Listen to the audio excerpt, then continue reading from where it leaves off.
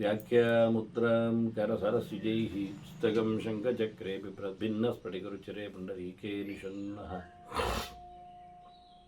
अमलानश्रीरमृतविशदैरंशविप्लावयन्मामाविर्भूयात् अनगमहिमा मानसे वागधीशः नमस्ते प्राणेश प्रणतविभवायामनिमगाः नमस्वामिन् रामप्रियतमनमन् गुरुगुण नमस्तुभ्यं भीमप्रबलतमकृष्णेष्ट भगवन्नमः श्रीमन्मध्वप्रदिश सुदर्शन्नो जय जय श्रीगुरुभ्यो नमः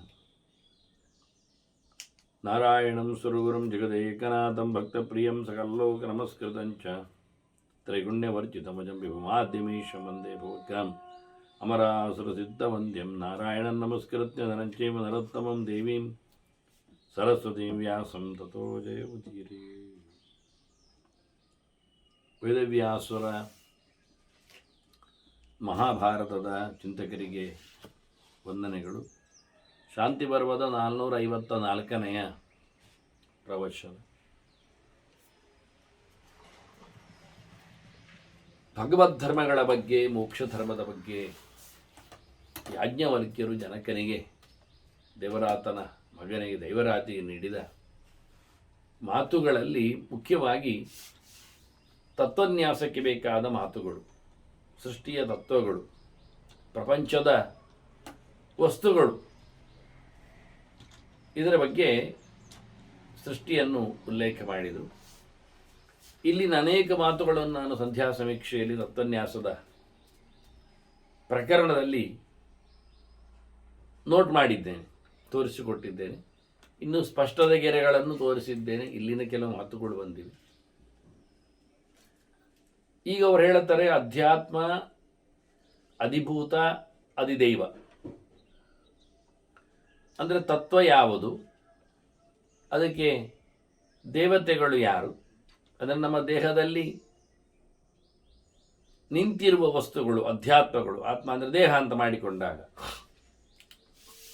ದೇಹವನ್ನು ಆಶ್ರಯಿಸಿ ಇದ್ದಿರತಕ್ಕಂತಹ ತತ್ವಗಳು, ಅದಕ್ಕೆ ಸಂಬಂಧಪಟ್ಟಂತಹ ದೇವತೆಗಳು ಅಧಿಭೂತಗಳು, ಅಧಿದೈವತೆಗಳು, ಅಧಿಭೂತಗಳಲ್ಲ. ಅದರಲ್ಲಿ ಆಗತಕ್ಕಂಥ ಕ್ರಿಯೆ, ಯಾಕೆ ಅದು ಭೌತಿಕವಾಗಿ ಉಪಯೋಗಕ್ಕೆ ಬರ್ತದೆ ಎನ್ನುವುದು ಅಧಿಭೂತ. ಹೀಗಾಗಿ ಪಾದವು ಅಧ್ಯಾತ್ಮ ಮಿತ್ಯಾಹು, ಪಾದವನ್ನು ಅಧ್ಯಾತ್ಮ ಅಂತ ಹೇಳುತ್ತಾರೆ. ಪಾದದಿಂದ ಕರ್ಮೇಂದ್ರಿಯದ ಕಡೆಯ ವಸ್ತುವಿನಿಂದ ಆರಂಭ ಮಾಡುತ್ತಾರೆ ಅವರು ಹೇಳಲಿಕ್ಕೆ. ಗಂತವ್ಯಂ ಅಧಿಭೂತಕ, ಹೋಗುವುದು ಉಂಟಲ್ಲ, ಗಮನ ಎನ್ನುವುದು ಇದು ಅಧಿಭೂತವಾಗಿದೆ ಅಂತ ಭೌತವಾದ ಕ್ರಿಯೆಯನ್ನು ಗಮನಿಸುವ ರೀತಿ. ವಿಷ್ಣು ತತ್ರಾದಿದೈವತಂ, ಅದಕ್ಕೆ ವಿಷ್ಣುವೇ ಅಧಿಕೃತವಾದ ದೇವತೆಯಾಗಿದ್ದಾನೆ. ನಾವು ವಿಷ್ಣುವನ್ನು ಬಿಟ್ಟು ಹೇಳಲಿಕ್ಕೆ ಬರ್ತದೆ ವಾಸ್ತವವಾಗಿ. ಅಂದರೆ ಇಲ್ಲಿ ಪಾದಪೂಜೆಯನ್ನು ಹೇಳುವ ಮೂಲಕ ಪ್ರಾರಂಭ ಮಾಡಿದ ಭಗವಂತ ಪಾದದಲ್ಲಿ ಪ್ರವೇಶ ಅಂತ ಹೇಳಿಕೊಂಡು, ಇಲ್ಲಿ ಇಂದ್ರಪುತ್ರನಾದ ಜಯಂತನನ್ನು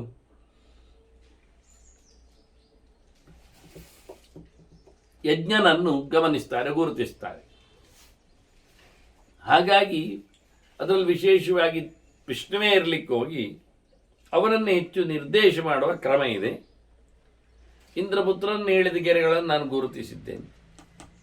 ಇವೆಲ್ಲ ಹೇಳುವವರು ಯಾರು ಅಂದರೆ ಬ್ರಾಹ್ಮಣಾ, ತತ್ವಚಿಂತಕಾ, ಯೋಗದರ್ಶಿನ, ತತ್ವ ಯಾಥಾರ್ಥ್ಯದರ್ಶಿನ, ಈ ಎಲ್ಲ ಶಬ್ದಗಳನ್ನೆಲ್ಲ ಹಾಕಿ ಯಾಜ್ಞವಲ್ಕ್ಯರು ಹೇಳುತ್ತಾರೆ. ವೇದವನ್ನು ಬಲ್ಲವರು ಹೇಳತಕ್ಕಂಥ ಮಾತು ಇದು. ಅದರಲ್ಲಿ ಅವರು ತಮ್ಮ ದೇಹದಲ್ಲಿ ಇರತಕ್ಕಂಥ ಸಂಗತಿಗಳನ್ನು ನೋಡಿ ಹೇಳುತ್ತಾ ಇದ್ದಾರೆ. ಯಥಾರ್ಥವಾದ ಯೋಗಗಳು, ಉಪಾಯಗಳು, ಸಂಬಂಧಗಳು, ಇದರ ಪ್ರತ್ಯಕ್ಷದರ್ಶಿಗಳು ಹೇಳತಕ್ಕ ಮಾತುಗಳು.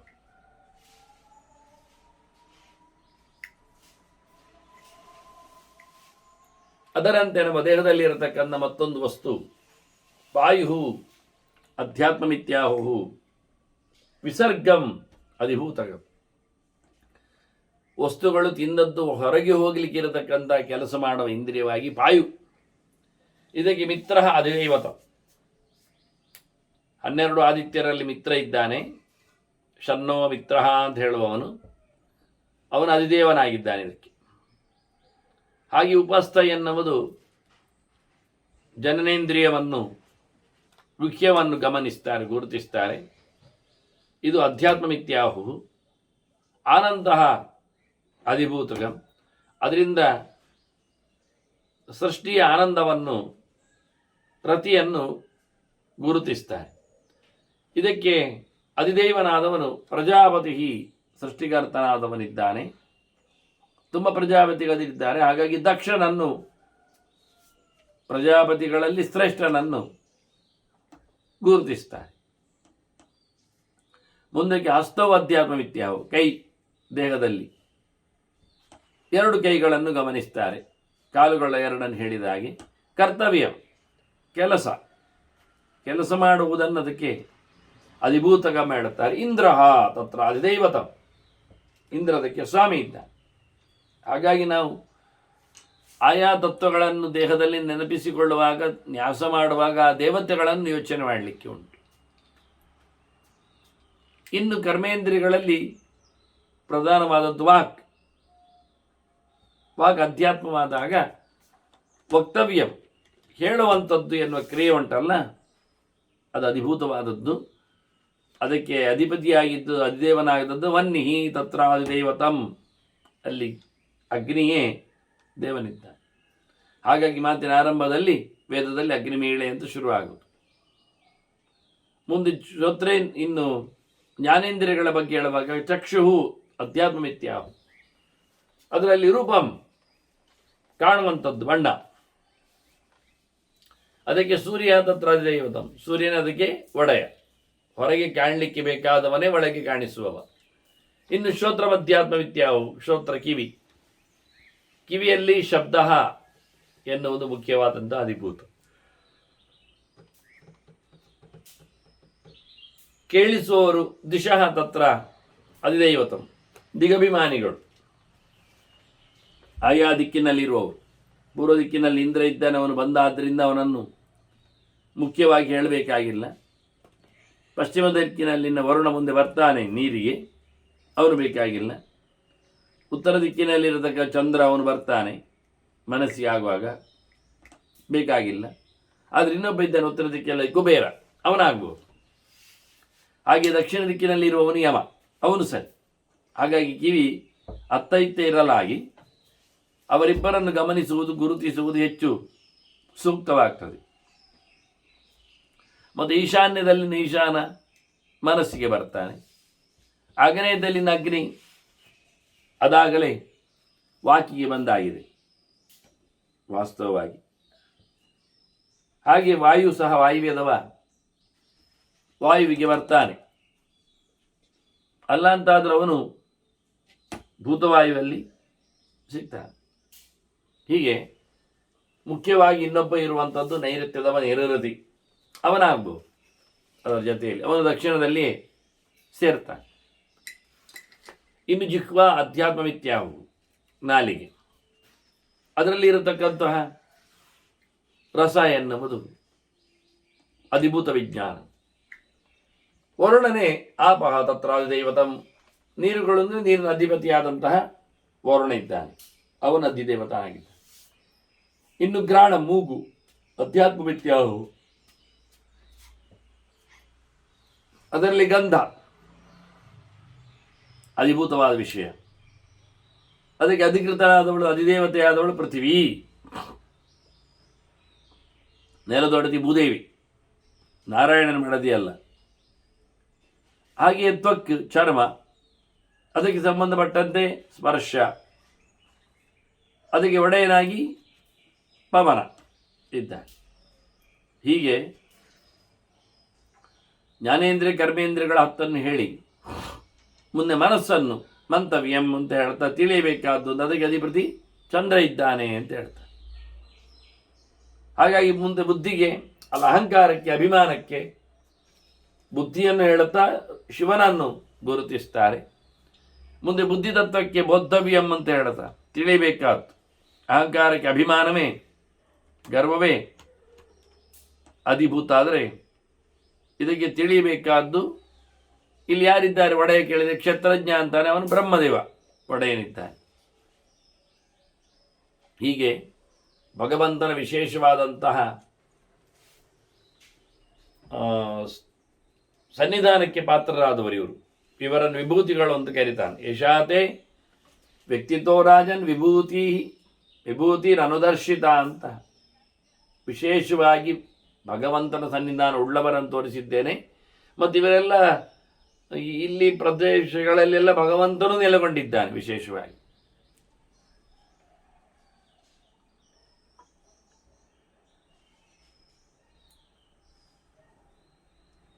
ಹೀಗೆ ತತ್ವನ್ಯಾಸಗಳನ್ನು, ತತ್ವನ್ಯಾಸದ ವೈಭವಗಳನ್ನು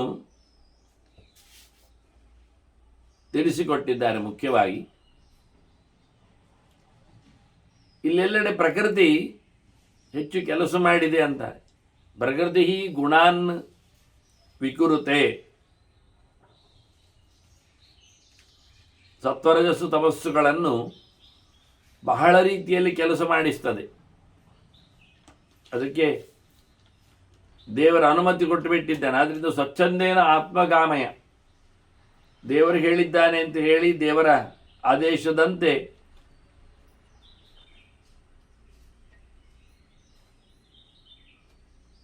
ಬಹಳ ವಿಚಿತ್ರವಾಗಿ ಪ್ರಕೃತಿ ಕೆಲಸ ಮಾಡ್ತದೆ. ಕ್ರೀಡಾರ್ಥೇತ ಮಹಾರಾಜ ಸತತೋತ ಸಹಸ್ರಶಃ, ಲೆಕ್ಕಾಚಾರ ಇಲ್ಲ.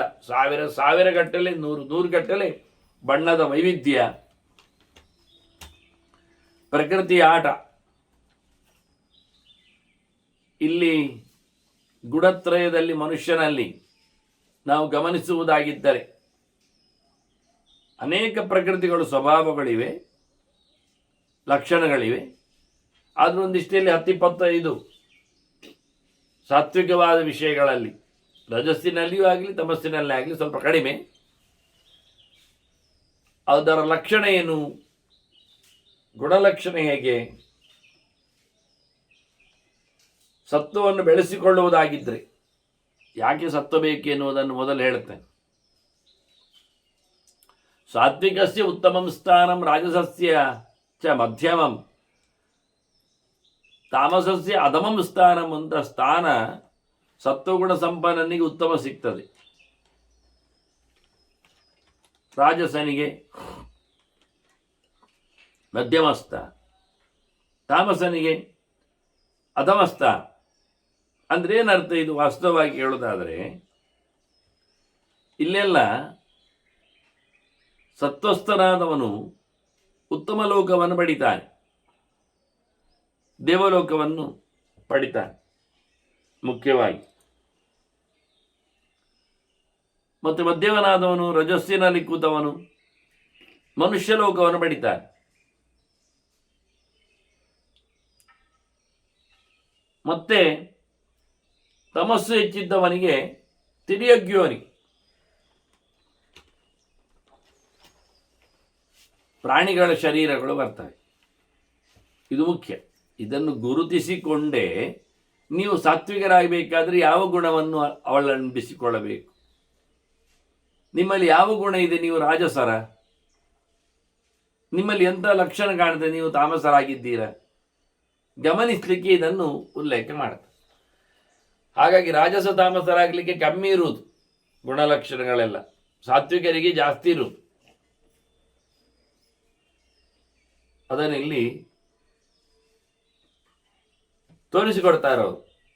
ಸತ್ವಂ ಆನಂದ, ಉದ್ರೇಕ, ಪ್ರೀತಿ, ಪ್ರಾಕಾಮ್ಯಮೇವ ಚ ಅಂತ ಹೇಳಿ ಇವೆಲ್ಲ ಸತ್ವಸ್ಥೈತೆ ಗುಣ ಸ್ಮೃತ ಅಂತ ಅಂತಾರೆ.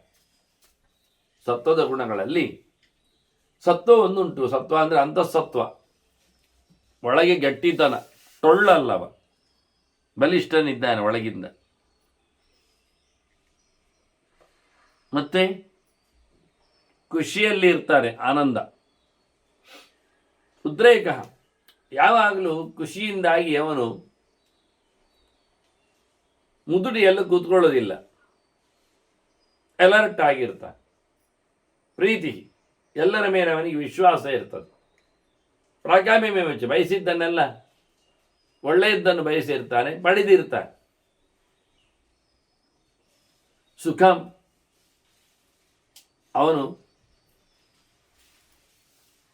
ಆರಾಮವಾಗಿರ್ತಾನೆ, ತಲೆಕೆಡಿಸಿಕೊಳ್ಳುವುದಿಲ್ಲ. ಶುದ್ಧತ್ವ, ಕ್ಲೀನಿನೆಸ್, ಸಹಜವಾಗಿಯೇ ನಿರ್ಮಲನಾಗ್ತಾನೆ. ಆರೋಗ್ಯ, ಸತ್ವಪ್ರಚುರರಾದವರಲ್ಲಿ ಆರೋಗ್ಯ ಒಳ್ಳೆಯದಿರ್ತದೆ. ಸಂತೋಷ, ಬೇಕಾದಷ್ಟು ಸಾಕೆನ್ನತಕ್ಕ ಪ್ರವೃತ್ತಿಯಲ್ಲಿ ಒಂದು ರೀತಿಯ ಅವನಿಗೆ ಬ್ಲಿಸ್, ದೃಷ್ಟಿ. ಮತ್ತು ಶ್ರದ್ಧಾ ದಾನತ, ನಂಬುಗೆ, ಒಳ್ಳೆಯ ವಿಷಯದ ಮೇಲೆ ಗಟ್ಟಿಯಾದಂತಹ ವಿಶ್ವಾಸ, ದೃಢವಾದ ನಂಬಿಕೆ. ಅಕಾರ್ಪಣ್ಯಂ, ಕೃಪಣತೆ ಇಲ್ಲ ಅವನಲ್ಲಿ, ಅಯ್ಯೋ ಅಂತ ಹೇಳಿಕೊಂಡೆಲ್ಲ.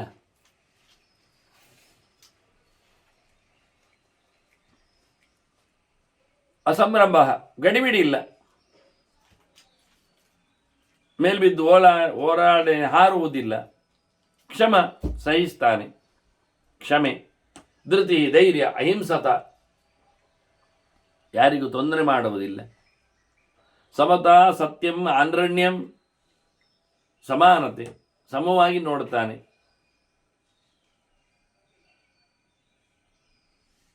ಎಲ್ಲರಲ್ಲಿಯೂ ಭಗವಂತನ ಅಸ್ತಿತ್ವದ ಎಡೆಗೆ ಯೋಗ್ಯವಾದಂತಹ ಕರ್ಮವನ್ನು ನಡೆಸುವವನಾಗಿ. ಇಂಬ್ಯಾಲೆನ್ಸ್ ಇಲ್ಲ. ಸತ್ಯಂ, ಎಲ್ಲದರಲ್ಲಿಯೂ ಸಜ್ಜನರ ಹಿತ ಆಗ್ತಾನೆ. ಆನ್ರಣ್ಯಂ, ಸಾಲ ಸೋಲ ಎಲ್ಲ ಇಲ್ಲ ಅವನು, ಯಾವ ಋಣವನ್ನು ಇಟ್ಕೊಳ್ಳುವುದಿಲ್ಲ ಅಂಥವನು.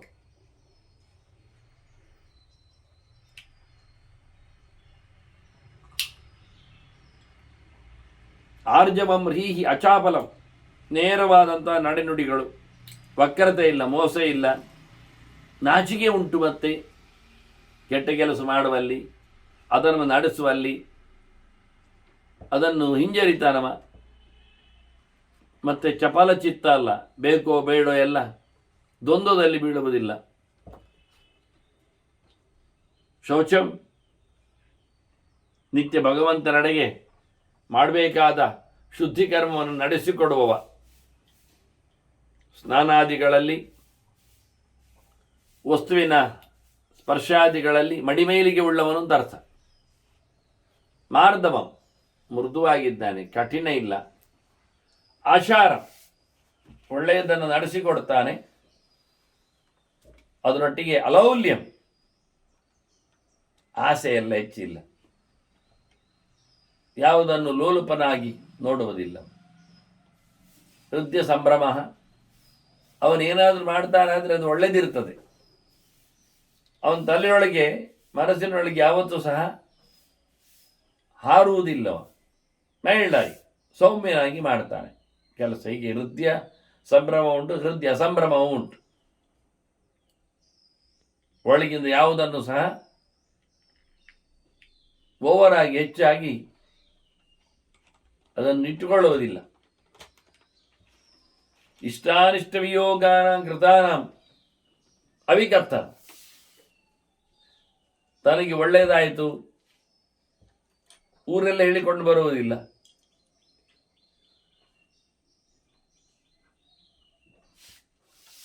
ತನಗೆ ಕೆಟ್ಟದಾಯಿತು ಎಲ್ಲರ ಮೇಲೆ ಹೇಳ್ತಾ ಇರುವುದಿಲ್ಲ. ತನಗಿಷ್ಟವಾದದ್ದು ಸಿಕ್ಕಿತು ಎಲ್ಲರಲ್ಲಿ ಬೊಬ್ಬೆ ಹೊಡೆಯುವುದಿಲ್ಲ. ಅನಿಷ್ಟವಾದದ್ದು ತನ್ನ ಮೇಲೆ ಬಂತು ಆದರೂ ಬೊಬ್ಬೆ ಹೊಡೆಯುವುದಿಲ್ಲವ. ಹೀಗೆ ಇಷ್ಟ ಬಂದರು ಅನಿಷ್ಟ ಬಂದರು, ಇಷ್ಟ ಹೋದರು ಅನಿಷ್ಟ ಹೋದರು, ಯಾವುದಕ್ಕೂ ಕುಗ್ಗದೆ, ಯಾರತ್ರ ಜಂಬ ಕೊಚ್ಚಿಕೊಳ್ಳದೆ, ಹೇಳಿಕೊಳ್ಳದೆ ಮಾಡಿದ್ದರ ಕೆಲಸದ ಫಲವನ್ನು ಸುಮ್ಮನೆ ಬಿಟ್ಟುಕೊಡುವವನು, ಸಮರ್ಪಿಸಿಕೊಳ್ಳುವವನು. ಇದು ಮುಖ್ಯವಾಗಿ ಸತ್ವರಲ್ಲಿರತಕ್ಕಂಥ ಲಕ್ಷಣಗಳು. ವಾಸ್ತವವಾಗಿ ದಾನೇನ ಚಾತ್ಮಗ್ರಹಣ, ದಾನ ಮಾಡುತ್ತಾನೆ ಜನರಿಗಾಗಿ ಅಲ್ಲ, ದೇವರಿಗಾಗಿ,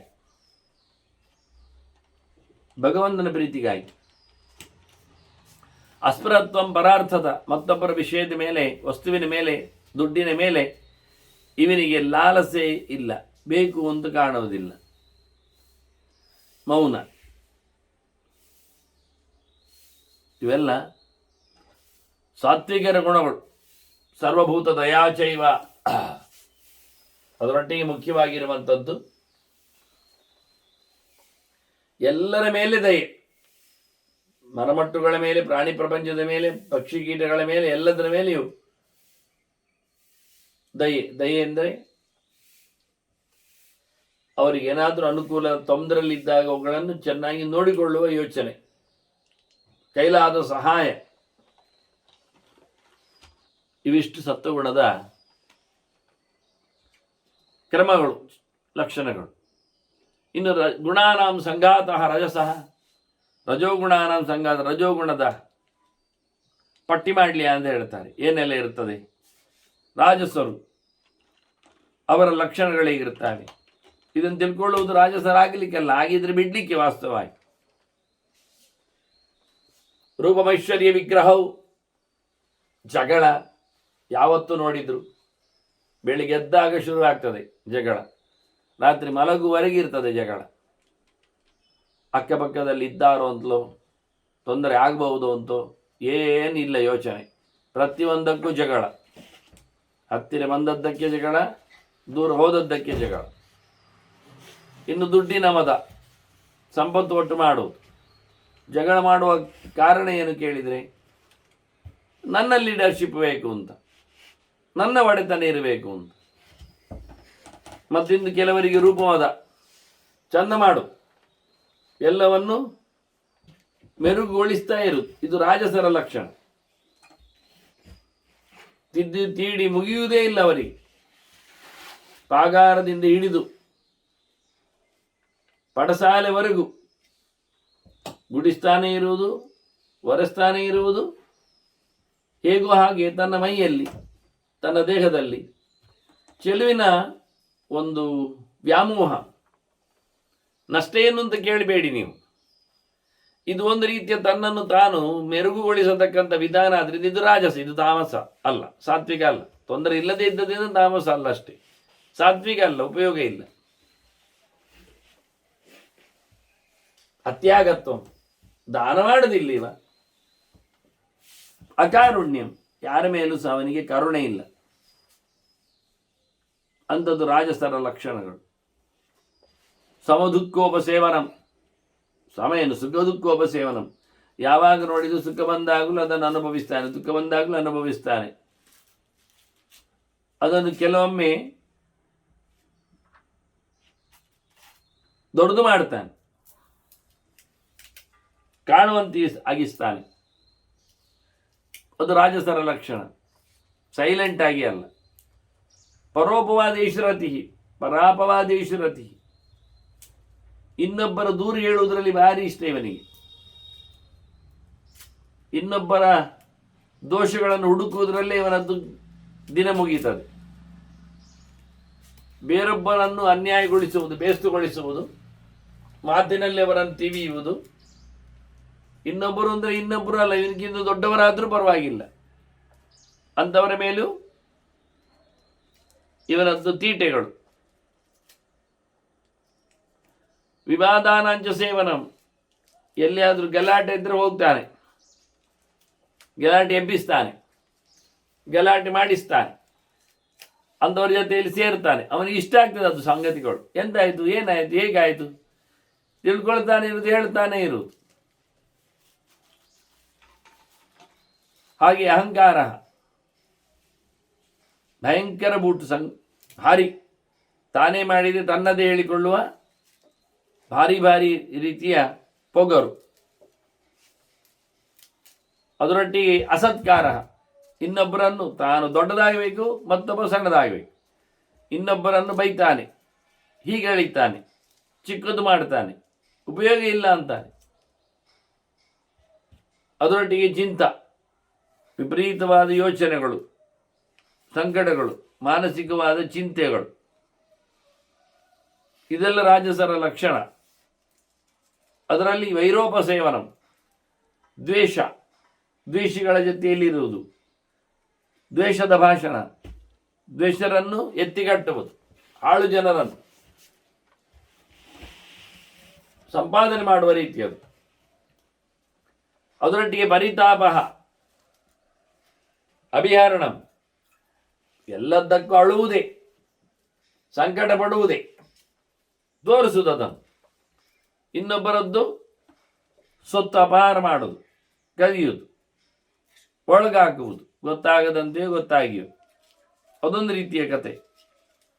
ಇನ್ನು ಮುಂದೋದ್ರೆ ಕ್ರೀನಾಶ, ಇವು ನಾಚಿಕೆ ಮಾನ ಮರ್ಯಾದೆ ಎಂಥದೂ ಇಲ್ಲ, ಎಲ್ಲದಕ್ಕೂ ಸಿದ್ಧ. ಆ ನಮೂನಿ ಎಲ್ಲಿ ಹೇಗಾದ್ರು ಅನರ್ಚೋ, ಸ್ಟ್ರೈಟ್ ಫಾರ್ವರ್ಡ್ನೆಸ್ ಇಲ್ಲ, ಒಕ್ಕರತೆ, ಒಳಗೊಂದು ಹೊರಗೊಂದು ಭೇದ, ಹಿಡಿಸಿ ಆಗ್ತಾನೆ ಇನ್ನೊಬ್ಬರಿಗೆ. ಕಿವಿ ಉರಿಯುವವ, ತಪ್ಪಿಸ್ತಾನೆ ಕೆಲಸಗಳನ್ನು. ಪರುಷತಾಚೈವ, ಭಯಂಕರ ಹಾರ್ಷ್, ಕ್ರೂರ, ಭಾರಿ ವಿಚಿತ್ರ ಅವನು. ಹಾಗೆ ಮುಖ್ಯವಾಗಿ ವಿಶೇಷವಾಗಿ ಅವನಿಗೆ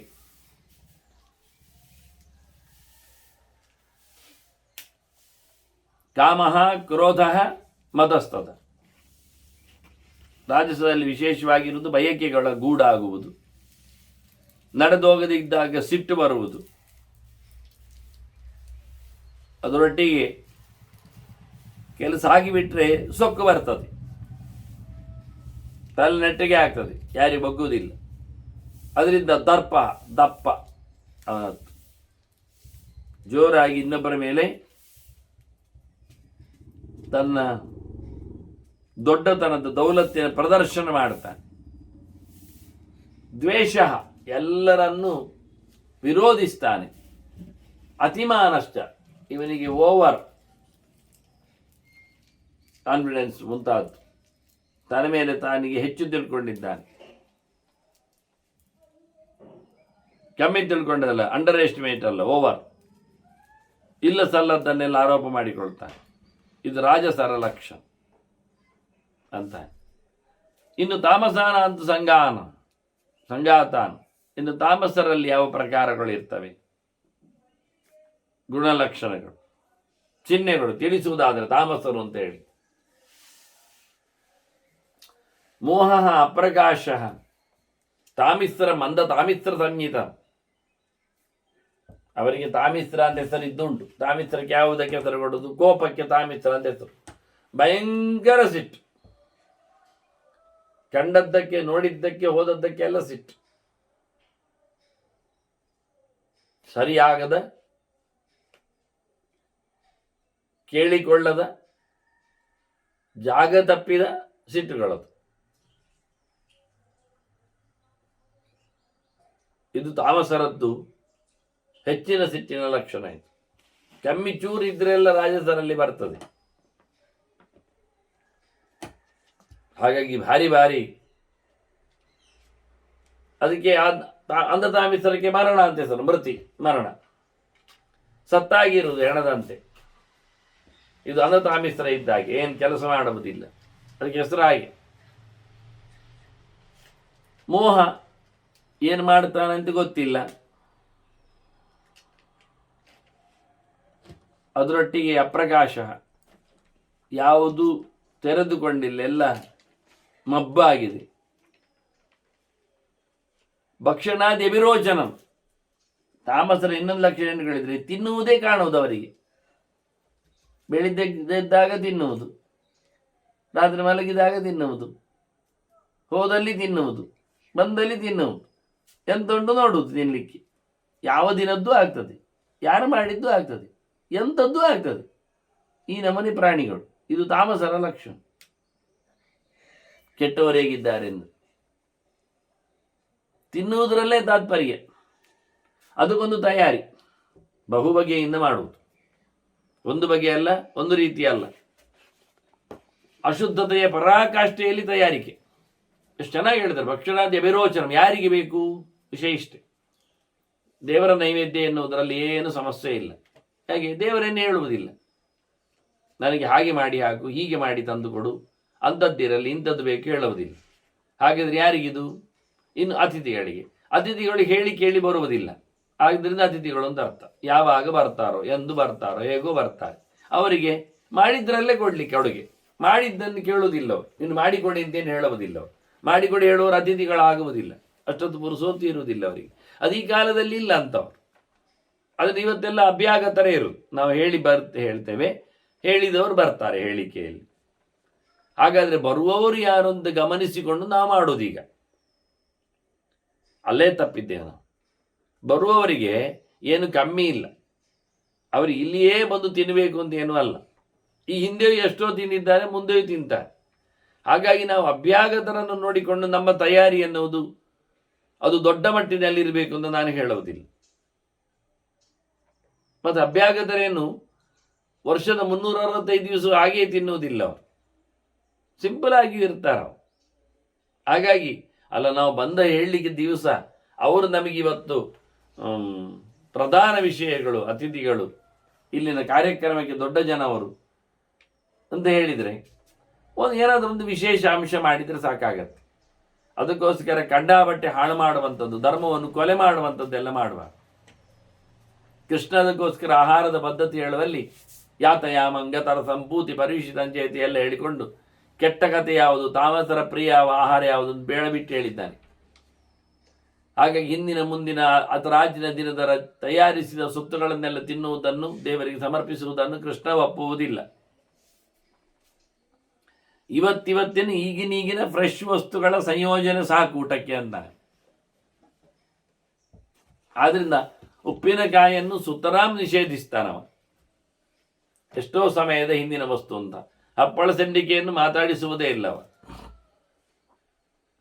ಈ ಲೆಕ್ಕಾಚಾರದಲ್ಲಿ ನೋಡಿಕೊಂಡ್ರೆ ಈ ಮೊಳಕೆ ಬರಿಸುವ ಕಾಳುಗಳಾಗಲಿ, ಹಾಗಾಗಿ ಅದನ್ನು ಹಿಂದಿನವರೆಲ್ಲ ಇಂಪ್ಲಿಮೆಂಟ್ ಮಾಡಲಿಲ್ಲ. ಅದಕ್ಕೆ ಅದು ಮಡಿವಂತಿಕೆಗೆ ಬರುವುದಿಲ್ಲ ಅಂತಲೇ.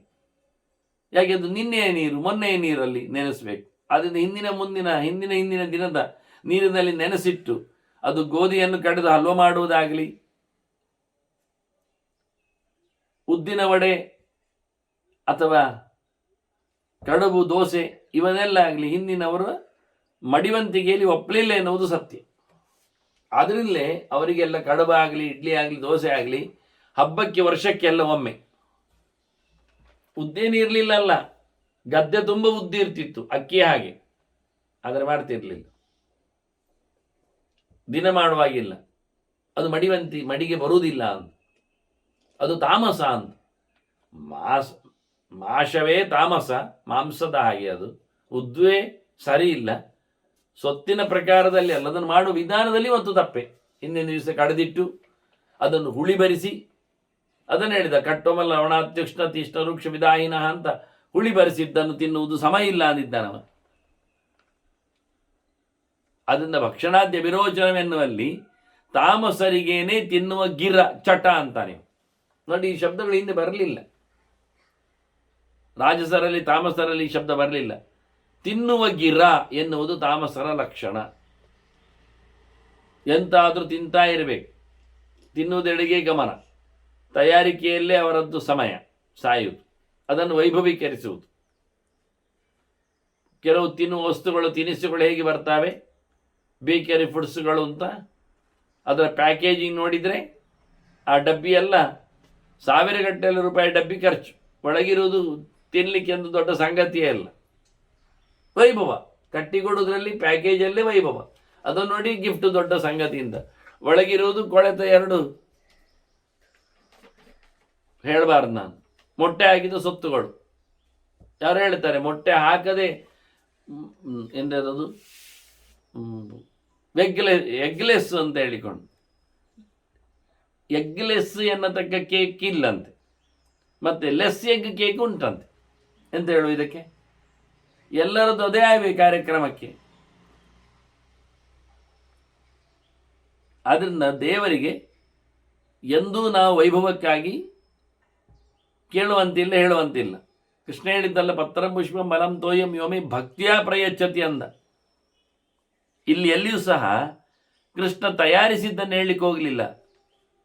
ಕೊಡುವ ವಿಷಯದಲ್ಲಿ ಬಂದಾಗ ಗಮ್ಮತ್ ಕೇಳಿ. ರ ಕೇಳಿದವ, ಪತ್ರಂ ಪುಷ್ಪಂ ಫಲಂ ತೋಯಂ. ರ, ನೀವು ಹಣ್ಣಿನಿಂದ ಮಾಡಿದ ಹಲ್ವ ನನಗೆ ಕೊಡಿ ಹೇಳಲಿಲ್ಲವ. ನೀವು ನೀರಿನಲ್ಲಿ ಮಾಡಿದ ನನಗೆ ಅನ್ನ ಹಾಕಿ ಹೇಳಲಿಲ್ಲ. ನೀವು ಪುಷ್ಪವನ್ನು ತೆಗೆದ, ರಸ ತೆಗೆದ ನನಗೆ ರಸಾಯನ ಹಾಕಿ ಹೇಳಲಿಲ್ಲವ. ಎಲೆಯಲ್ಲಿ ತೆಗೆದ ಗೊಜ್ಜು ಮಾಡಿದ್ದನ್ನು ನನಗೆ ಮುದ್ದೆ ಬಲ್ಲೆ ಹಾಕಿ ಹೇಳಲಿಲ್ಲವ. ನೇರ ಹೇಳಿದ್ದವ ಉಪಯೋಗ ಮಾಡಲಿಕ್ಕೆ. ಅದನ್ನು ದೇವರಿಗೆ ನಾವು ಹಣ್ಣು ಸಮರ್ಪಣೆ ಮಾಡಿದಂತೆ ಎಲ್ಲ ಸೊತ್ತುಗಳನ್ನು ಸಮರ್ಪಣೆ ಮಾಡಲಿಕ್ಕೆ ಬರ್ತದೆ ಮತ್ತು ಉಪಯೋಗ ಮಾಡಲಿಕ್ಕೆ ಆಗ್ತದೆ.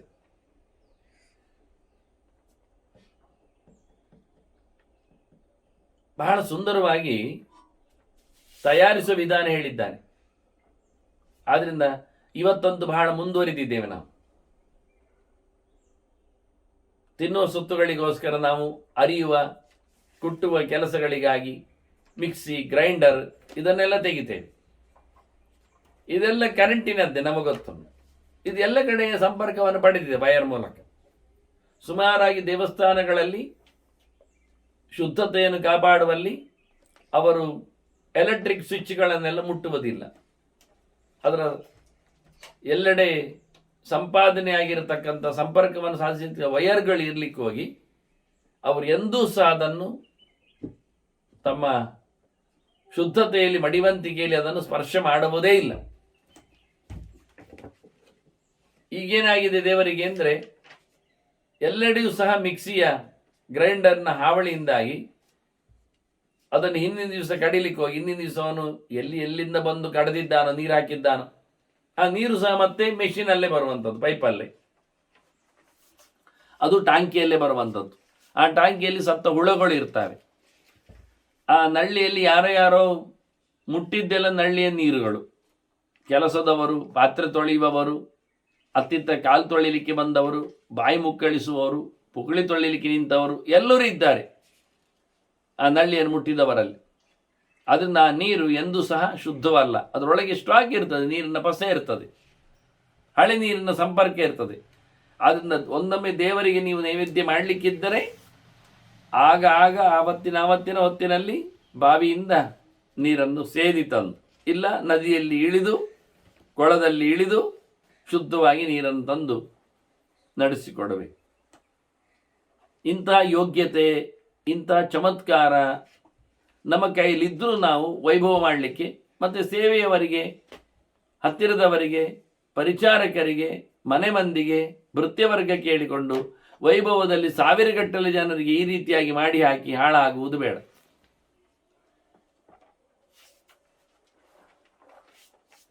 ಯದನ್ನ ಪುರುಷೋಭವತಿ ಹೇಳಿದ ಹಾಗೆ ತಿನ್ನುವವರಿಗೆ ಬೇಕಾದವರಿಗೆ ತಿನ್ನುವಾಗೆ ಹಾಕಿ ಮಾಡುವ. ದೇವರ ವಿಷಯದಲ್ಲಿ ಮಾಡುವಾಗ ಶುದ್ಧವಾಗಿ ನೆಲದಲ್ಲಿ ಅಗ್ನಿಯನ್ನು ಹೊತ್ತಿಸಿ ಅಡುಗೆ ಮಾಡುವ ಹಾಗೆ ಮಾಡಿ, ನೀರನ್ನು ಶುದ್ಧವಾಗಿ ಸಂಗ್ರಹ ಮಾಡಿ ತಂದು ಅದಕ್ಕೆ ಅನುಕೂಲವಾಗಿ ಪದಾರ್ಥಗಳನ್ನು ಹಾಕಿ. ಅದನ್ನು ನಾವು ಇವತ್ತು ತಿನ್ನುವುದು ಹೇಗೆ ಕೇಳಿದರೆ, ನಾವು ತಾಮಸವಾಗಿ ತಿಂತೇವೆ ಹೇಳ್ತಾರೆ. ಭಕ್ಷಣಾದ್ಯ ವಿರೋಚನಂ. ತಿನ್ನುವುದರಲ್ಲಿ ನೀವು ಒಂದೊಮ್ಮೆ ಗಮನ ಕೊಡ್ತೀರಿ ಅಂತಾದರೆ, ಅದನ್ನು ವೈಭವೀಕರಿಸ್ತೀರಿ ಅಂತಾದರೆ, ಅದು ಖಂಡಿತವಾಗಿಯೂ ತಾಮಸರ ಲಕ್ಷಣ ಅಂತ ಹೇಳ್ತಾರೆ. ಇನ್ನೊಂದು ಮಾತು ಹೇಳ್ತೇನೆ, ಭೋಜನಾನ ಅಪರ್ಯಾಪ್ತಿ ಅಂತ. ಸಾಕು ಅಂತ ಕಾಣುವುದಿಲ್ಲಲ್ಲ ತಿಂದು ಕೆಲವರಿಗೆ. ಬಗೆ ಮಾತ್ರ ಅಲ್ಲ, ಮತ್ತು ತಿನ್ನುವ ಅಂತ ಕಾಣುವುದು.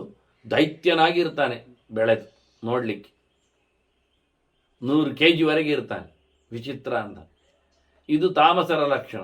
ಅದರಂತೆ ತಥಾಪೇಶು ಅತ್ರ ತಥ, ಕುಡಿಯುವುದರಲ್ಲಿ ಹಾಗೆ ಅವನಿಗೆ ಮತ್ತು ಕುಡಿತಾನೆ ಇರ್ತಾನೆ ಇನ್ನೂ ಇದು ತಾಮಸರ ಲಕ್ಷಣ. ಅದನ್ನು ಯೋಗಿಯ ದೇಹದಲ್ಲಿ, ಯೋಗಿ ನಿಜವಾಗಿ ಯೋಗಿ ಅಂದರೆ ಹಾಗೆ ಅಲ್ವಾ, ಒಂದೇ ಹೊತ್ತು ಊಟ ಮಾಡುವವ ಯೋಗಿ, ಮತ್ತು 2 ಹೊತ್ತು ಊಟ ಮಾಡುವವ ಅವ ಭೋಗಿ, ಶ್ರೀಮಂತ ಅಂತ ಅರ್ಥ, ದೊಡ್ಡ ಜನ. ವಾಸ್ತವವಾಗಿ ವಿಶೇಷ ಅವನಲ್ಲಿ ಉಂಟು. ಮತ್ತೆ 3 ಹೊತ್ತು ಊಟ ಮಾಡುವವ ಅವ ರೋಗಿ. ಅದಂದ ಅವನಿಗೆ ರಾಗ, ಬಾಯಿ ಚಾಪಲ. ಮತ್ತೆ 4 ಹೊತ್ತು ಊಟ ಮಾಡುವವ 4 ಹೊತ್ತೇ ಇಲ್ಲ, ಮತ್ತೆ ಎದ್ದಾಗ ಊಟ ಮಾಡುವುದೇ ರಾತ್ರಿಯಲ್ಲಿ. ಮತ್ತೆಂದು ಬೆಳಿಗ್ಗೆ ಆಯ್ತು, ಮಧ್ಯಾಹ್ನ ಆಯ್ತು, ರಾತ್ರಿ ಆಯ್ತು, ಮತ್ತೆ ಬಿದ್ದುಕೊಂಡಿದ್ದಾನೆ. ಅಲ್ಲಿ ಎಚ್ಚರ ಆದಾಗ ತಿಂದಿದ್ದಾನೆ. ಅವನನ್ನು ಹೊತ್ತುಕೊಂಡು ಹೋಗಿ ಅಂತಾರೆ. ಹಾಗಾದ್ರೆ ಅವನು ಸತ್ತ ಅಂತ ಅರ್ಥ, ಪ್ರಯೋಜನ ಇಲ್ಲ, ಹೆಣ. ಆದ್ರಿಂದ ಕೃಷ್ಣನ ಅತ್ಯಷ್ಟದಸ್ತಿ ಯೋಗೋಸ್ತಿ ಅಂತ ನಚೈಕಾಂತ ಮನಸ್ನತ ಅಂತೇಳಿ ಒಂದೊತ್ತು ಊಟಕ್ಕೆ ಬೆಲೆ ಕೊಟ್ಟಿದ್ದಾನೆ. ಅದನ್ನ ಮತ್ತೆ ಮತ್ತೆ ತಿನ್ನುವುದು, ಮತ್ತೆ ಮತ್ತೆ ಕುಡಿಯುವುದು ಎಲ್ಲ ವಿಷಯ ಅಲ್ಲ. ವಾಸ್ತವವಾಗಿ ಸಿಕ್ಕಾಬಟ್ಟೆ ತಯಾರಿಸುವುದು ಸಮ ಇಲ್ಲ, ಗಮನಿಸಬೇಕಾದ ವಿಷಯ ಇದು. ಇದು 3 ಗೆರೆ ಒಟ್ಟಿಗೆ ಬಂದಿದೆ ತಾಮಸರ ಲಕ್ಷಣದಲ್ಲಿ ಅಂತ. ಮತ್ತೆ ಗಂಧವಾಸ, ಬಟ್ಟೆ ಸಮ ಇಲ್ಲ, ವಾಸನೆಯ ಬಟ್ಟೆ, ಗಲೀಜು, ಅದು ಸಮ ಇಲ್ಲ. ಅದರಲ್ಲೇ ಶಿಂಬಳ ತೆಗೆಯುವುದು, ಪುಕುಳಿ ಒರೆಸುವುದು, ನೆಲಕ್ಕೆ ಹಾಕಿ ಮಲಗುವುದು, ಇಂತಹ ನಾಯಿ ಜಾತಿಗಳಂತೆ ಸರಿ ಇಲ್ಲ ಬದುಕುವುದು. ಗಂಧವಾಸ. ಮತ್ತಿನ್ನೇ ಹೇಳ್ತಾರೆ, ವಾಸ ಅಂದರೆ ಬಟ್ಟೆ ಮಾತ್ರ ಅಲ್ಲ, ಇರುವಿಕೆ ಮಾಡಿದ್ರು. ಎಲ್ಲಿ? ವಿಹಾರೇಶು ಶಯನೇಶು ಆಸನೇಶು ಚ ಗಂಧವಾಸ. ಸುಮ್ಮನೆ ಇರುವಾಗಲೂ ಕೆಟ್ಟದ್ರಲ್ಲಿ ಹೋಗಿ, ಕಸದ ರಾಶಿಯಲ್ಲಿ ಹೋಗಿ ಮಲಗ್ತಾನೆ, ಕೂತ್ಕೊಳ್ತಾನೆ. ಮಲಗುವ ಬಟ್ಟೆಯನ್ನೇ ತಂದು ಇಟ್ಟುಕೊಳ್ಳುತ್ತಾನೆ. ಅತ್ಯಂತ ನಿಕೃಷ್ಟವಾದದ್ದು ಅಂತಾರೆ. ಪ್ರಯಾಣದಲ್ಲಿ ಬೇರೆ ಬಟ್ಟೆ, ಜಪತಪ ಅನುಷ್ಠಾನಕ್ಕೆ ಬೇರೆ ಬಟ್ಟೆ, ಊಟದಲ್ಲಿ ಬೇರೆ ಬಟ್ಟೆ, ಮಲಗುವಲ್ಲಿ ಬೇರೆ ಬಟ್ಟೆ, ಇದನ್ನೆಲ್ಲ ತಿಳಿಸಿದ್ದಾರೆ. ಇದನ್ನು ಹೊರತುಪಡಿಸಿ ಅವ ಮಲಗುವಾಗಲೂ ಒಂದೇ ಬಟ್ಟೆ, ಉಣ್ಣುವಾಗಲೂ ಅದನ್ನೇ ತಂದ, ಹೊರಟೋದಾಗಲೂ ಹಾಗೆ ಇರ್ತಾನೆ. ಮತ್ತೆ ವೈಭವಗೊಳಿಸಬಾರದು ಎನ್ನುವುದು ಸತ್ಯದ ಲಕ್ಷಣ. ಅದು ಹಿಂದೆ ಬಂದಿದೆ ಯಾವುದನ್ನು ಅವನು. ಹಾಗಾಗಿ ತನ್ನಲ್ಲಿರತಕ್ಕಂಥ ಬಟ್ಟೆ ಬರಗಳನ್ನು ಅವ ಯಾರಿಗೂ ದಾನ ಮಾಡದೆ ಪ್ರತಿನಿತ್ಯ ತಾನೇ ವೈಭವದಲ್ಲಿ ಹಾಕಿಕೊಂಡು ಮೆರೆಯುವುದುಂಟಲ್ಲ, ಅದು ತಪ್ಪು. ಇದು ಕೊಳಕಾದದ್ದನ್ನು ಕೊಳಕು ಮಾಡಿಕೊಂಡು, ಸಿಂಬಳವನ್ನು ಎಳೆದುಕೊಂಡು ಅದನ್ನು ಹೆಗಲ ಮೇಲೆ ಹಾಕೊಳ್ಬೇಕು ಅಂತ ಯಾರು ಹೇಳುವುದಿಲ್ಲ. ಅತ್ಯಂತ ಗಲೀಜು, ದರಿದ್ರ ಅದು. ಹೀಗಾಗಿ ವಿಹಾರದಲ್ಲಿ, ಶಯನದಲ್ಲಿ ಮತ್ತೆ ಇರುವಲ್ಲಿ, ಆಸನದಲ್ಲಿ ಎಲ್ಲ ಹೇಸಿಗೆ ಹಾಕೊಳ್ಳಿಕ್ಕಿಲ್ಲ. ಮಲಗುವಾಗಲೂ ಶುಭ್ರನಾಗಿರಬೇಕು, ಜಪದ ಅನುಷ್ಠಾನಕ್ಕೆ ಕೂತ್ಕೊಳ್ಳಿಯಲ್ಲೂ ಶುಭ್ರನಾಗಿರಬೇಕು, ಹೊರಗೆ ಹೋಗುವಾಗಲೂ ಶುಭ್ರನಿರಬೇಕು. ಇದಿಷ್ಟು ಪ್ರಧಾನವಾದದ್ದು. ಆಸನದ ವಿಷಯ ಇರುವುದು ಜಪ ತಪ ಅನುಷ್ಠಾನ ಪಾರಾಯಣ ಪೂಜೆ ಪುನಸ್ಕಾರ, ಇದರಲ್ಲಿ ಶುದ್ಧನಾಗಿರು, ಮಡಿವಂತನಾಗಿರು. ಹೊರಗೆ ತಿರುಗಲ್ಲಿ ಉಳಿದವರನ್ನು ನಾವು ಮಡಿವಂತಕರನ್ನಾಗಿಸಬೇಕು, ಅವರನ್ನು ನಾವು ಸೋಂಕಿನಿಂದ ಪಾರು ಮಾಡಬೇಕು. ಹಾಗಾಗಿ ಸರಿಯಾಗಿರಬೇಕು. ಮಲಗುವಲ್ಲಿಯೂ ಹಾಗೆ ಸುಮಾರಾಗಿ ಪ್ರತಿ ದಿನದ 3ನೇ ಒಂದೊತ್ತನ್ನು ನಾವು ಮಲಗಿಯೇ ತೆಗಿತಾನೆ, ಅಲ್ಲಾದರೆ 4ನೇ ಒಂದೊತ್ತು ಕಾಲು. ಹಾಗಾದರೆ 100 ವರ್ಷದಲ್ಲಿ ಬದುಕಿದ್ದವನಲ್ಲಿ 20 ವರ್ಷ 25 ವರ್ಷ ಮಲಗಿರ್ತಾನವ. 25ರಿಂದ 50ರಷ್ಟು ವರ್ಷ ಅವನು ಮಲಗಿರ್ತಾನೆ, ಎಳವೆಯಲ್ಲಿ ಮುದಿತನದಲ್ಲೆಲ್ಲ ಸೇರಿಕೊಂಡ್ರೆ. ಅಂದ್ರೆ ಏನಾಯಿತು? ಅರ್ಧಕ್ಕರ್ಧ ಆಯುಷ್ಯ ಅವನದ್ದು ಮಲಗಿದ ಜೊತೆಯಲ್ಲಿ ಹೋದದ್ರಿಂದ ಅದನ್ನು ಚೆನ್ನಾಗಿ ಇಸಿಕೊಳ್ಳಬೇಕು ಅಂತ ಹೇಳ್ತಾನೆ. ದಿವಾಸ್ವಪ್ನ ದಿವಾಸ್ವಪ್ನೇ ವಿವಾದೇಚ ರತಿ ಪ್ರಮಾದೇಚ ವೈ ರತಿ. ಹಗಲು ಮಲಗಿಗುವುದು, ಜಪದ ಹೊತ್ತು ಜಪ ಮಾಡುವುದಿಲ್ಲ, ಪಾರಾಯಣದೊತ್ತು ಪಾರಾಯಣ ಮಾಡುವುದಿಲ್ಲ. ಸೂರ್ಯ ಕಂತುವಾಗಲೇ, ಸೂರ್ಯ ಉದಯಿಸುವಾಗಲೇ ಇವ ನಾಯಿಯಾಗಿ ಬಿದ್ದುಕೊಳ್ಳುತ್ತಾನೆ. ಮತ್ತೆ ಅದು ಇಷ್ಟ ಅವನಿಗೆ, ಯಾರಾಗಿ ಎಬ್ಬಿಸಬಾರದು. ಹಗಲಿಗೆ ಬಿದ್ದುಕೊಳ್ಳುವುದನ್ನು ಅಭ್ಯಾಸ ಮಾಡಿಕೊಂಡವ. ಮತ್ತು ಇನ್ನೊಂದರಲ್ಲಿ ವಿವಾದೇಚರತಿ, ಗಲಾಟೆ ಮಾಡೋದರಲ್ಲೇ ಆಸಕ್ತಿ, ತರ್ಕ ಮಾಡೋದು, ಬಸಿಯುವುದು. ವಿವಾದ ಅಂದರೆ ಹಾಗೆ ವಿರುದ್ಧವಾದ ವಾದ. ದೇವರು ಕೊಟ್ಟ ಬಾಯಲ್ಲಿ ನಾರಾಯಣ ಹೇಳಲಿಕ್ಕೆ ಮಂಡೆಮಾರಿ ಆಗ್ತದೆ. ಕೂಗ್ತಾ ಇರೋದು, ಹೇಳ್ತಾ ಇರೋದು, ಯಾರ ಹತ್ರ ಲಡಾಯಿಂದಿಲ್ಲ.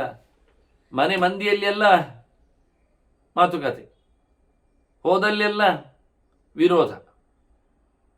ಪ್ರಮಾದೇಶು, ತಪ್ಪು ಮಾಡುವುದರಲ್ಲಿ ಭಾರಿ ಆಸಕ್ತಿ. ಎಚ್ಚರದ ಇಲ್ಲ, ಏನೋ ಮಾಡ್ತಾನೆ ಹೋಗುದು. ಮತ್ತು ಇನ್ನೊಂದು ಹೇಳ್ತೇನೆ, ನೃತ್ಯವಾದಿತ್ರ ಗೀತಾನಾಂ ಅಜ್ಞಾನ ಶ್ರದ್ಧಾನತ. ಎಂಥದಕ್ಕೆ ಅಂತ ಇಲ್ಲ, ಬಡಿಯುವುದರಲ್ಲಿ, ಕುಡಿಯುವುದರಲ್ಲಿ, ಕೂಗುವುದರಲ್ಲಿ, ಎಲ್ಲದರಲ್ಲಿ ಇವನಿಗೆ ಆಸಕ್ತಿ. ಅತ್ಯಂತ ಗಲೀಜು ಅಂತಾನೆ. ನಾವು ನಚಿಕೇತನ ಕತೆ ಕೇಳಲಿಲ್ವ? ಯಮ ಹೇಳುತ್ತಾನೆ ನಚಿಕೇತ ಅಲ್ಲಿಗೆ ಬಂದಾಗ, ನಚಿಕೇತ ಕಲಿಕೆಯ ಸುದ್ದಿ ಕೇಳಿದಾಗ, ಅದೆಲ್ಲ ನಿನಗೆ ಬೇಡ, ಅದು ಕಷ್ಟ ಉಂಟು, ನಿನಗೆ ನಾನು ಸಂಗೀತ ಹೇಳಿಕೊಡ್ತೇನೆ, ನಿನಗೆ ನೀವು ವಾದ್ಯಗಳನ್ನೆಲ್ಲ ಇಡ್ತೇನೆ, ನಿನಗೆ ಕುಣಿಯೋರನ್ನೆಲ್ಲ ಬಿಡುತ್ತೇನೆ ಅಂತಾನೆ. ನಚಿಕೇತ ಸಮ ಬೈದಿದ್ದಾನೆ ಯಮನಿಗೆ. ಎಂಥದ್ದು ಕುಣಿಯುವುದು, ಕುಡಿಯುವುದು, ಬಡಿಯುವುದು ಎಲ್ಲ. ತವೈವ ವಾಹ ತವ ನೃತ್ಯ ಗೀತೆ ಅಂತಾನೆ. ಕುಣಿಯುವವರು, ಕುಡಿಯುವವರು, ಬಡಿಯುವವರು, ವಾದ್ಯದವರೆಲ್ಲ ನಿನಗೇ ಇರಲಿ ಅಂದ. ಇಷ್ಟು ಕೆನ್ನೆಗೆ ಹೊಡೆದಾಗಿ ಹೇಳಿದ ವ್ಯಕ್ತಿ ನಾವು ಹುಡುಕಿ ಸಿಗುವುದಿಲ್ಲ ಪುರಾಣ ಪ್ರಪಂಚದಲ್ಲಿ. ನಚಿಕೇತ ಯಮನಿಗೆ ಹೇಳಿತ್ತು, ಇದು ಬೇಡ ಅಂದ. ಸಾಂಸ್ಕೃತಿಕ ಕಾರ್ಯಕ್ರಮ ಸುಡುಗಾಡಿಗೆ ಹಾಕು ಅಂದಿದ್ದಾನವ. ಯಮನ ಅಂಗಳದಲ್ಲಿ ಮಾತಾಡಿದ ಸುದ್ದಿ ಇದು. ನಿನ್ನ ಕುಣಿಯುವವರು, ನಿನ್ನ ಹಾಡಿನವರು, ನಿನ್ನ ಬಡಿಯುವವರೆಲ್ಲ ನಿನಗಿರ್ಲಿ ಮಾರಾಯ, ನನಗೆ ಟೈಮ್ ವೇಸ್ಟ್ ಇದು. ನಾನು ಈ ಲೋಕಕ್ಕೆ ಬಂದದ್ದು ಕುಣಿಲಿಕ್ಕಲ್ಲ, ಕುಡಿಲಿಕ್ಕಲ್ಲ, ಕೂಗಲಿಕ್ಕಲ್ಲ, ಬಡಿಲಿಕ್ಕಲ್ಲ. ಇಲ್ಲಿ ನಾನು ಬಂದದ್ದು ನನ್ನ ಉದ್ಧಾರಕ್ಕೋಸ್ಕರ. ದೇವರು ಕೊಟ್ಟ ಯೋಗ್ಯತೆ ಉಳ್ಳ ಗಟ್ಟಿಯಾದ ತಲೆ ಇರುವ ಪೀರಿಯಡ್ ಬಹಳ ಕಡಿಮೆ. 10-20 ವರ್ಷದವರೆಗೆ ಎಂತ ಕಲಿಯುವುದು, ಹೇಗೆ ಕಲಿಯುವುದು ಎಂಥದ್ದು ಗೊತ್ತಾಗುವುದಿಲ್ಲ. ಡಿಪೆಂಡೆಂಟ್ ಅವ, ಯಾರ ಸೊತ್ತು ಅರ್ಥ ಆಗುವುದಿಲ್ಲ ಅವನಿಗೆ. ತಂದೆ ತಾಯಿ, ಮನೆ ಮಂದಿ, ಸಮಾಜ, ಜನ. ಮತ್ತೆ ಅವನು ತಾನಾಗಿ ತಾನು ಬದುಕಬೇಕು ಎಂದು ಕೂತಾಗ, ದುಡ್ಡು, ವೃತ್ತಿ, ಊಟ ಅಂದಾಗ, ಮನೆ ಮಂದಿ, ಮಾರು ಮಠ ಅಂದಾಗ, ಮಡದಿ ಮಕ್ಕಳು ಮತ್ತೊಂದು ಇನ್ನೊಂದೊಂದು ಕೂತಾಗ ಅವನು ಸೊಂಟ ತುಂಡಾಗಿ ಹೋಗಿರ್ತದೆ ಬೇಕಾದದ್ದು ಮಾಡಿಕೊಂಡು. ಮತ್ತು 10-50 ವರ್ಷದವರೆಗೆ ಅವನು ದುಡಿಯುವುದರಲ್ಲೇ ಆಯಿತು, ಪಡೆಯುವುದರಲ್ಲೇ ಆಯಿತು, ಇಡಿ ಮಾಡುವುದರಲ್ಲೇ ಆಯಿತು. ಅಷ್ಟೊತ್ತಿಗೆ ರಿಟೈರ್ಡ್ ಆಗ್ತಾನೆ. ಈ ಹೊತ್ತುಗಳಲ್ಲಿ ಎಲ್ಲ ಇವ ಸಾಂಸ್ಕೃತಿಕ ಕಾರ್ಯಕ್ರಮ ಅಂತೇಳಿ ಕುಣಿಯುವವರನ್ನು ನೋಡ್ತಾ, ಬಡಿಯುವವರನ್ನು ಇಣುಕ್ತಾ, ಹಾಡುವವರನ್ನೆಲ್ಲ ಸೇರ್ತಾ, ಅದಕ್ಕೆಲ್ಲ ಇವನು ದುಡ್ಡು ಹಾಕ್ತಾ ಕೂತ್ರೆ ಇವನು ಮತ್ತೆ ಸಮಾಜ ಸೇವೆ ಅಂತ ಹೇಳಿಕೊಂಡು ಸಾಂಸ್ಕೃತಿಕ ಕಾರ್ಯಕ್ರಮಗಳನ್ನು ಮೆರೀತಾ ಇದ್ರೆ ಮತ್ತೆ ದೇವರ ಚಿಂತನೆ ಯಾವಾಗ ಮಾಡೋದವ? ಇಲ್ಲಿಂದ ಹೊರಡುದು ಯಾವಾಗ? ಮತ್ತೆ ಮನೆ ಯಥಾ ಪ್ರಕಾರ ಯಾವುದೋ ಒಂದು ನಾಯಿಯೋ ಕತ್ತೆಯೋ ಆಗಿ, ಅದರ ಚರ್ಮವಾಗಿ, ಅದರ ಡೋಲಾಗಿ, ವಾದ್ಯವಾಗಿ ಅವನು ಮತ್ತೆ ಬೀಳ್ತಾನೆ ಲೋಕಕ್ಕೆ. ಬೇಡ ಅಂದ. ಇದು ತಾಮಸರ ಲಕ್ಷಣ ಅಂತ. ನಿತ್ಯವಾದಿತ್ರ ಗೀತಾನಾಂ ಅಜ್ಞಾನಾತ್ ಶ್ರದ್ಧಾನತ. ಎಚ್ಚರಗೊಳ್ಳದೆ, ಓದುವುದು ಬಿಟ್ಟು, ಓದಲಿಕ್ಕಿಲ್ಲದೆ, ಅದರಲ್ಲಿರತಕ್ಕಂತಹ ವೈಶಿಷ್ಟ್ಯವನ್ನು ಕಾಣದೆ ಸುಮ್ಮನೆ ದೇವರಿಗೆ ಸೇವೆಯಲ್ಲಿ ಆಗುವ ಪಂಚವಾದ್ಯ ಅದು ಮುಗಿಯಿತು ಅಷ್ಟೇ. ಆ ಹೊತ್ತಿಗೆ ಪೂಜೆ ಪುನಸ್ಕಾರ ಆಗುವಾಗ ಆಯಿತು. ಆಗ ದೇವರ ಎತ್ತರವನ್ನು ಹೇಳ್ತಾ ಇದ್ದ ಸರ್ವೇನಾದ ಸರ್ವೇ ಘೋಷ. ನೋಡಿ, ಜ್ಞಾನ ರೂಪದಲ್ಲಿ ಹೇಳುವಾಗ ವಿಷಯ ಬೇರೆ ಹೋಗ್ತಾರೆ. ಅಜ್ಞಾನಾತ್, ಹಾಡುವುದರಲ್ಲಿ ಅರ್ಥವೇ ಇಲ್ಲ ಕೆಲವೊಮ್ಮೆ, ಎಂದೆಂದದೋ ಶಬ್ದಗಳು, ಏನೇನೋ ಅರ್ಥಗಳಿಲ್ಲದ ಮಾತುಗಳು. ಇದು ತಪ್ಪು ಅಂತ. ಹಾಗಾಗಿ ಇದರ ಜೊತೆಯಲ್ಲಿ ದ್ವೇಷ, ಧರ್ಮ ವಿಶೇಷಾಣ, ಒಳ್ಳೆ ಧರ್ಮದ ಮೇಲೆ ದ್ವೇಷ ಉಂಟಲ್ಲ, ಅದು ಭಯಂಕರ ತಾಮಸ ಲಕ್ಷಣ ಅಂತ. ಜಪ ಮಾಡು ಅಂದಾಗ ಕೇಳುವುದಿಲ್ಲ, ಪೂಜೆ ನೋಡು ಅಂದಾಗ ಬರುವುದಿಲ್ಲ, ಪುಷ್ಪ ತನ್ನಿ ಅಂದಾಗ ಆಗುವುದಿಲ್ಲ ಅಂತಾನೆ, ತಿನ್ನಲಿಕ್ಕೆ ಸರಿ ಇರ್ತಾನೆ. ದ್ವೇಷ ಧರ್ಮ ವಿಶೇಷಾಣ, ವಿಶೇಷ ಧರ್ಮಗಳಲ್ಲೆಲ್ಲ ದ್ವೇಷ, ಇದು ತಾಮಸ ಲಕ್ಷಣ. ಕೃಷ್ಣಸ್ಯ ಜೈವ ಜಗತಃ ತಿಷ್ಟಂತಿ ಅಲಭಗಾ ಸದಾ ಅಂತಾರೆ. ಇವೆಲ್ಲ ಎಲ್ಲಿಯೂ ಹೋಗುವುದಿಲ್ಲ, ಊರು ತುಂಬ ತುಂಬಿದೆ. ಇಡೀ ಜಗತ್ತಿನಲ್ಲಿ 3 ಗುಣಗಳು ಸಾರಾಸಗಟಾಗಿ ನಿಂತುಬಿಟ್ಟಿವೆ. ಹಾಗಾಗಿ ಇದರ ಬಗ್ಗೆ ಗಮನಿಸು ಅಂತೇಳಿ ಪ್ರಕೃತಿಯ ಲಕ್ಷಣ ಹೇಳಿದ. ಮತ್ತು ಇನ್ನಿಷ್ಟು ಕೆಲವು ಶುದ್ಧವಾದ ಈ ಪ್ರಕೃತಿಗಳಲ್ಲಿ ಮಿಶ್ರವಾದ ವಾದವನ್ನು ಚಿಂತನೆಯಲ್ಲಿ ತರ್ತಾನೆ. ಅದನ್ನು ಮತ್ತೆ ಸೇರಿದಾಗ ಕೇಳುವ ವಂದನೆಗಳೊಂದಿಗೆ ಶ್ರೀಕೃಷ್ಣಾರ್ಪಣಮಸ್ತು. ನಾರಾಯಣ ನಾರಾಯಣ ನಾರಾಯಣ.